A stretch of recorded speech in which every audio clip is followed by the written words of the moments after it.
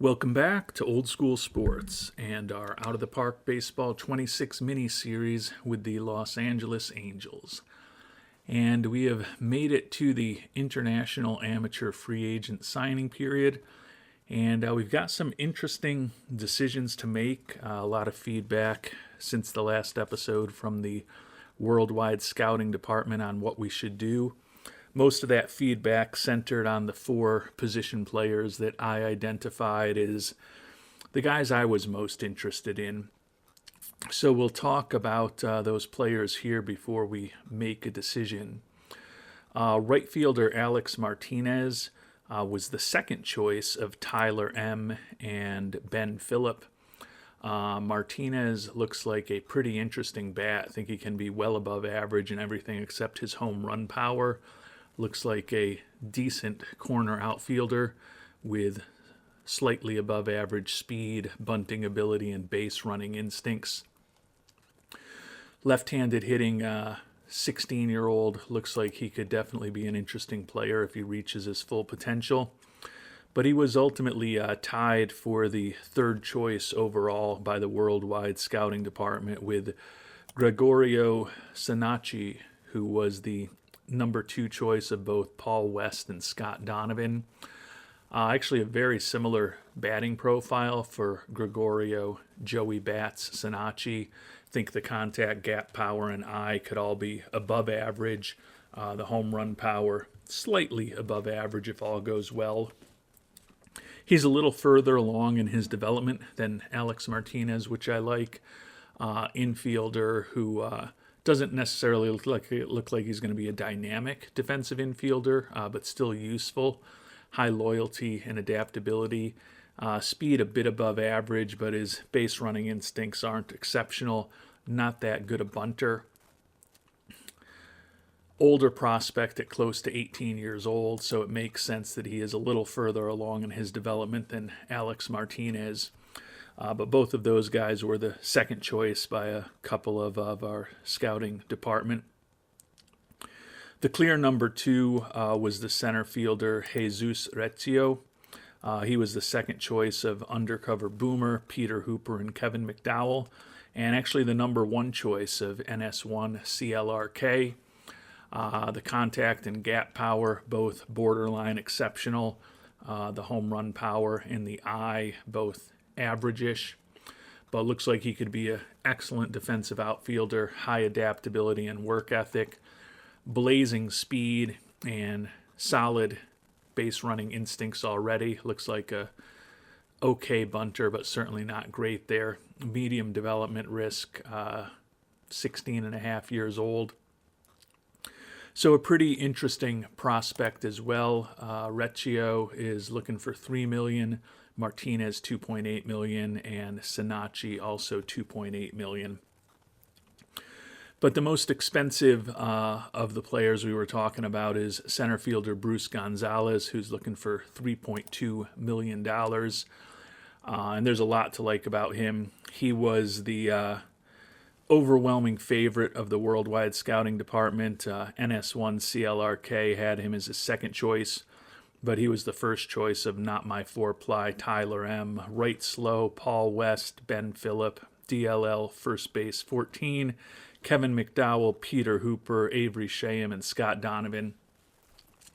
The only concern anyone expressed about Gonzalez was generally we're probably not going to get him since we've only got $4.75 million to spend.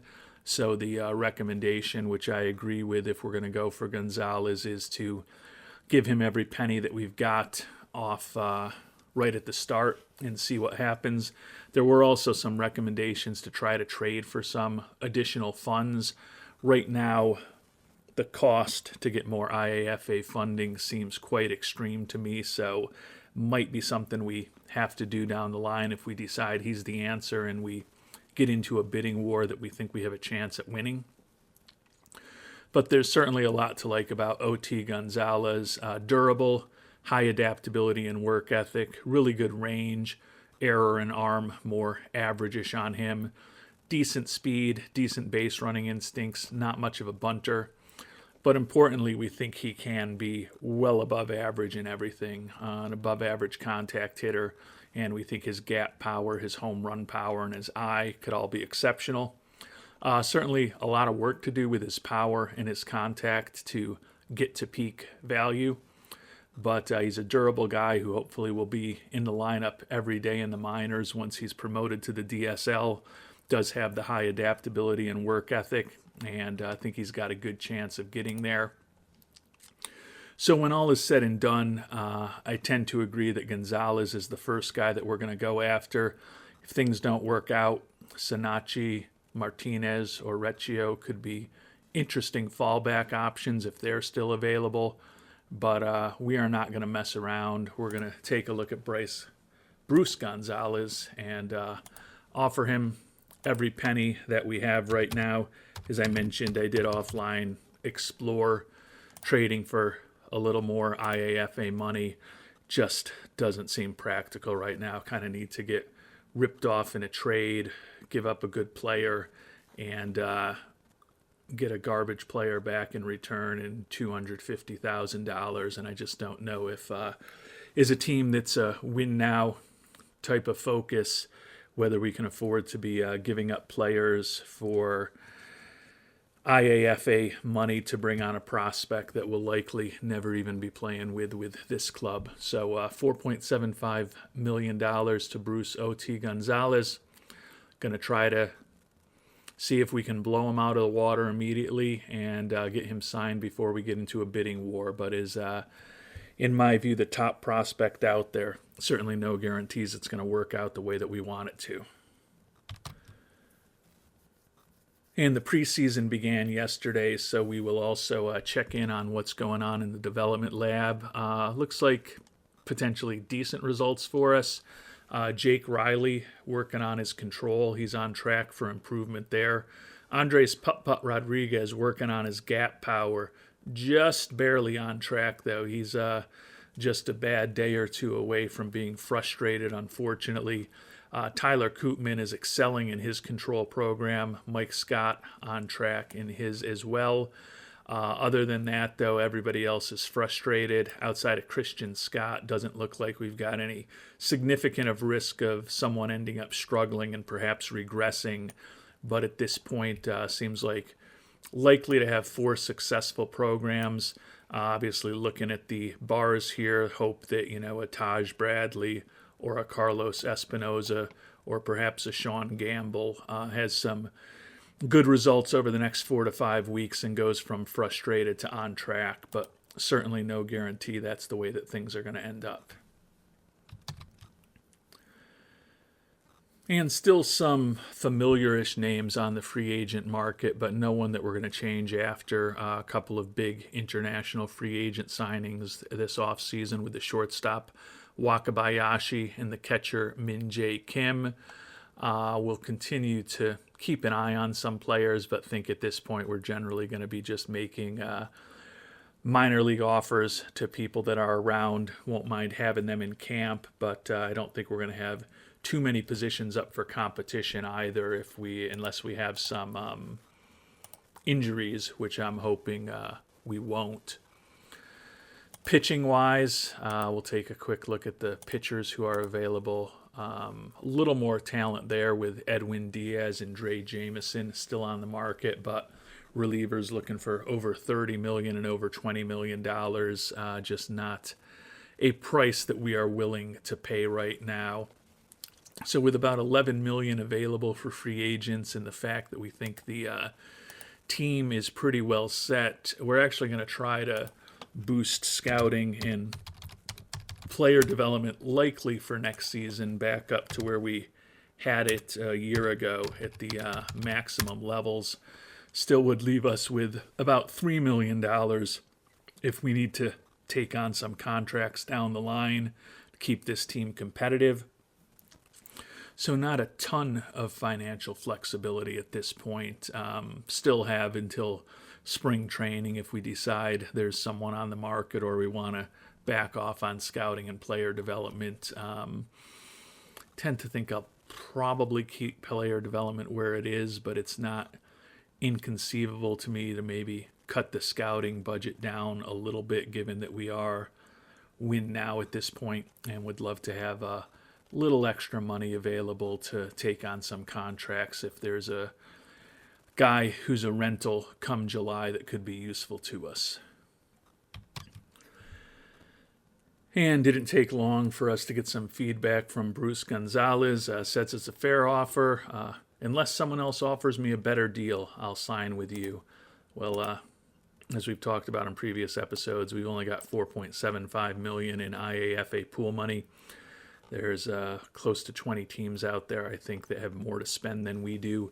So it is not going to surprise me if someone offers him a better deal than we can, and we have to move on to a plan B or a plan C. And this doesn't sound great.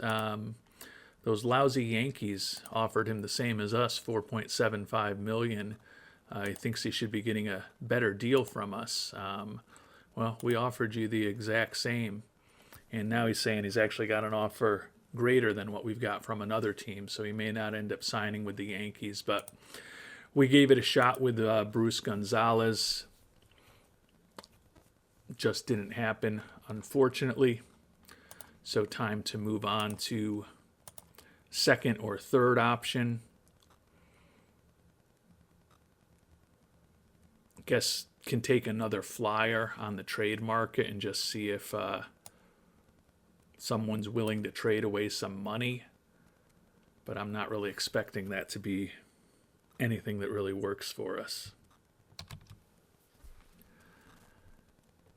And unless we give up a big-time player, it just doesn't seem like there's any reasonable way to add international amateur free agent money. Among others, we shopped 27-year-old Matthew Lugo, who's a useful-ish major league player. We haven't had him in the majors since 2027 when he hit just a $196 and 153 at-bats. But he did have a really nice year last year in AAA, 292 average, 29 doubles, 10 triples, 30 homers, drove in and scored close to 100 runs, stole 38 bases, put up a 4.2 WAR, 124 WRC plus. Definitely with decent defense, captain personality, pretty good speed, decent bunter, and a bat that's usable at the major league level. Certainly a useful fourth or fifth outfielder. Maybe if he develops a little more in terms of his power and avoids strikeouts and gets a little lucky somewhere along the line, could be a starter in the outfield, but at almost 28 years old, don't think that's going to happen. Not a guy that's got a big future with us. Didn't have a ton of demand for him on the trade market when we shopped him. Could get Kyle Wright, who's signed to a minor league contract with major league options in return for him. But when we try to put in the maximum international signing pool that Toronto has,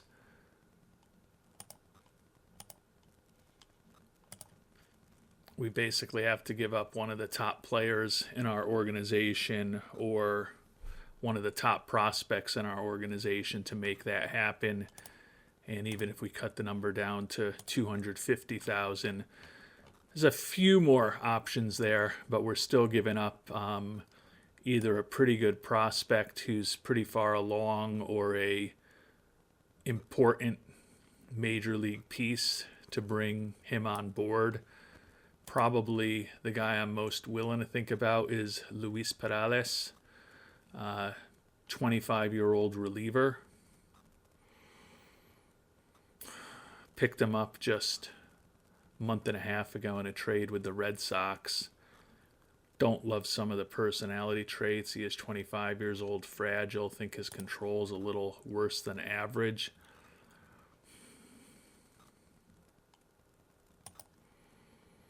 I mean, the $250,000 we get there it lets us outbid the Yankees, but doesn't let us outbid those teams with 5.23 million, then we find ourselves again in a similar situation. To get another $250,000, it's a pretty big time prospect or a pretty important major league player to make that work. I just don't know if $250,000 is going to be enough to get what we want.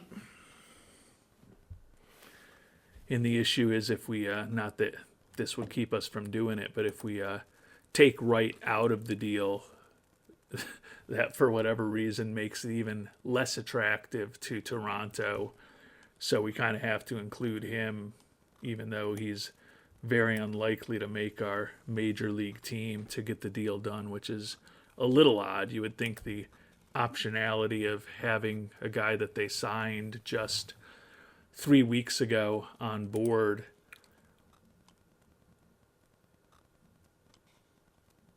would have some small amount of value to them, but apparently not.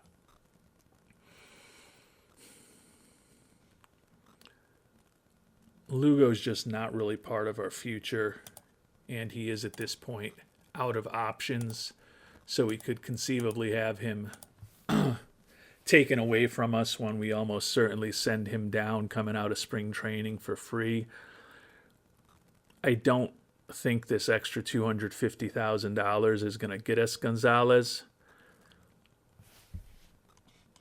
but I'm going to give it a try. So we got $5 million now. Again, the issue is that potentially lets us outbid the Yankees, but now we're going to find out whether or not there's a team other than the Yankees that's already offered him $5.23 million, which is certainly not inconceivable.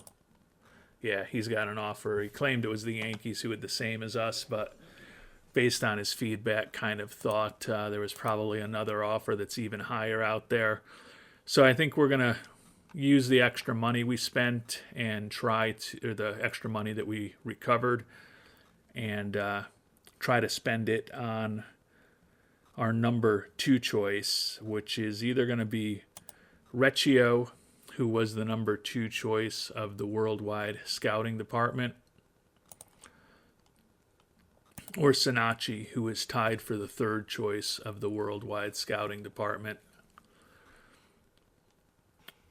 And I think I'll go with Recchio. I like them both,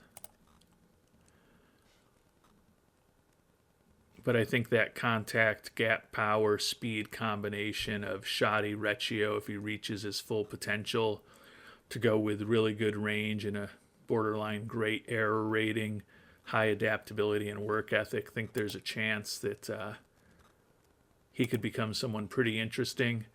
Says he's looking for $3.444 million.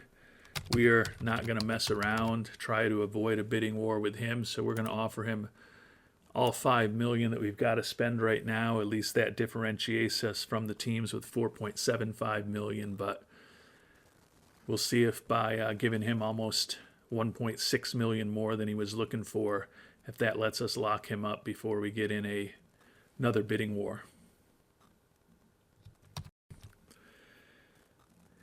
And the usual feedback that doesn't end up working out all that well. Unless someone offers me a better deal, I'll sign with you, leaving him a definite opening for many other teams to come in with more money than we can pay right now. And the challenges in the IAFA market continue. Bruce Gonzalez has signed with the Nationals, not surprisingly, the full $5.7 million. Recchio got an offer from Minnesota. Presumably they are a team that can offer more than we can. I was offline over the last couple of days in game time trying to see if there was another deal out there to bring on more IAFA money. But given that Gonzalez is gone now, I don't know that that's a path I'm going to try real hard on. I think now we'll see if Mr. Sinacci, maybe $5 million will get him. He says he's only looking for 1.74 million. Perhaps we can just blow him away with a $5 million offer. Still one of the higher end prospects out there that we really like, so we'll see if Joey Bats Sinacci works out. I would have thought with the name Gregorio, his name might be Greggy Bats, but what do I know?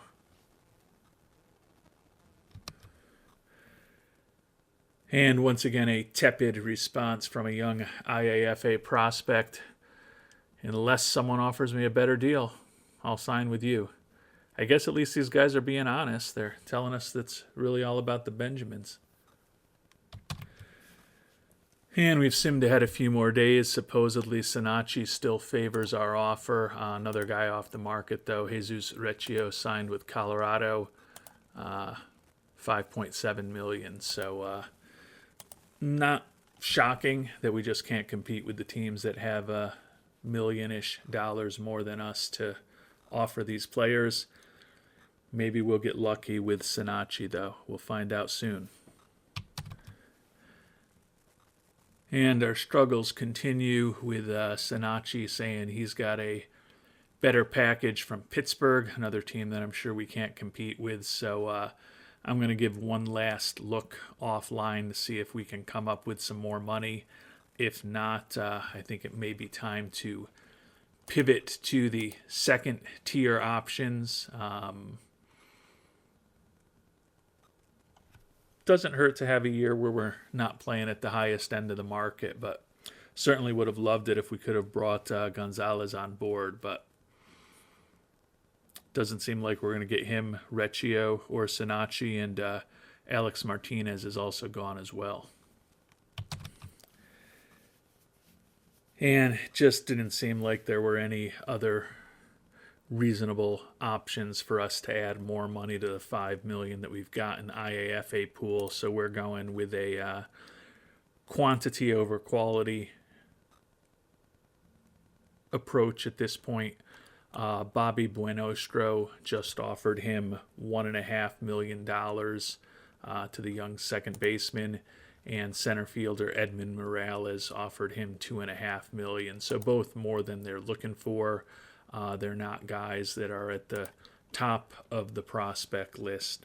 Buenostro, a second baseman, pretty interesting gap power, durability, high work ethic, and baseball IQ. Not that great defensively, and other than the gap power, a pretty average-ish looking prospect with his bat. Morales, a bit higher end prospect, some good personality traits also with him. Average-ish defensively, not great speed. Potentially pretty decent contact hitter, average-ish at everything else. As I said, at this point we're going quantity over quality potentially. $4 million put out to those two in the offers, so we've got another $1 million to play with if someone comes back looking for more money, and we still think these are two of the better options available. And Sinacci officially off the market, signed with the Chicago White Sox, and another guy that went for the full maximum $5.7 million. And finally, a successful day. We signed a few veterans to minor league contracts, but we did get Bobby Buenostro and Edwin Morales both signed, so that leaves us with $1 million additionally. We're going to go and try to find another player to round out our international complex. And we're trying to use the last $1 million we've got to spend to sign two more guys. One is a closer, Pedro Hernandez. Looks like he could be a borderline useful major league arm. Think he can reach triple digits in terms of his velocity, but he's already fragile at 16 years old. Total flyer. And left fielder Javier Cruz, decent looking contact hitter, at least in terms of his potential. Not anything too exciting anywhere else. Pretty mediocre speed, pretty mediocre defensively. Basically a little bit more than a body for the real prospects to play for. Some chance that he becomes a contributor, but probably not incredibly high. And we did get the closer, Pedro Hernandez, signed, so a little more depth at our international complex. So a third player signed. Still waiting to hear on Javier Cruz. Supposedly he still likes our offer, but he hasn't signed on the dotted line quite yet. But he has now, so we ended up spending all $5 million that we had. Definitely don't see any future potential superstars in the mix, but we've got 4 bodies for our organization. We've got good coaching. We've got a good investment into player development, and who knows? You can always catch lightning in a bottle, and we just brought 4 lottery tickets on board. Although it feels like even if these lottery tickets hit, we're going to not be winning the Mega Millions. You know, we might win a couple $100, which would certainly be better than nothing, but probably not going to change the franchise. And we made it to the start of spring training, so got some decisions to make as far as the 60-man roster. Looking like we're in a much better position as far as our development lab than we were, which is positive to see. Doesn't seem like anyone's going to end up struggling. Christian Scott probably the highest risk, but does look like we're going to have potentially 6 successful programs, including 3 that could be outstanding results. Jake Riley looking potentially outstanding in terms of improving his control. Putt Rodriguez on track now with his gap power, although just barely. And same thing, Riley, just barely there right now. Tyler Koopman and Mike Scott both excelling in their control programs. Anthony Volpe doing well, generating bat speed. He's probably more of a super utility guy for us next year with the big signing of Wakabayashi, but certainly a little more home run power from Volpe would be great. And then Taj Bradley also looks like he could potentially improve his control. So if everything goes well over the next day, we could have 6 successful development lab trips, which would be great. But overall, can't say I'm thrilled with what went down with the IAFA pool. Knew we were probably up against it with some of these teams that had close to 500,000 to close to $1 million more to spend than we did. And as you saw, the 3 guys that were top end prospects that we made offers to all ended up going for 5.7 million. So just were not able to compete on the money side. Obviously, as you saw, we could have gotten more from Toronto if we were going to give up some more pretty important prospects or pretty important players, and ended up not deciding that that was the right decision, but clearly missed out on the top prospects, but it is what it is. We don't have the money, and money talks. And with that, we will call it an episode. Next time around, we'll find out what happened in the development lab. Hopefully, as I said, 6 successful programs, including 3 outstanding programs, but we'll find that out next time around.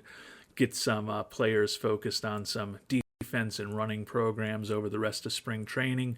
Figure out what our spring training roster is going to be, and then hopefully get through spring training without any material injuries, and hopefully position this team to be competing for a title here in 2029.